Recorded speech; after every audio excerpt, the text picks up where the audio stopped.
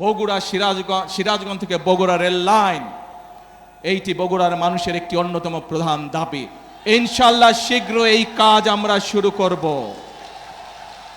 প্রিয় ভাই বোনেরা, বগুড়া সহ আশেপাশের অনেকগুলো অঞ্চল কৃষি প্রধান অঞ্চল। আমরা চাই আমাদের কৃষিজাত পণ্য দেশে যেমন থাকবে, বিদেশেও রফতানি হবে। আমি এর মধ্যেই কাজ শুরু করেছি কিভাবে এই যে আমাদের এয়ারপোর্টটি আছে, এখানে কার্গো প্লেন কিভাবে আসতে পারে এবং আমাদের উৎপাদিত কৃষিজাত পণ্য আমরা বিদেশে রফতানি করতে পারি।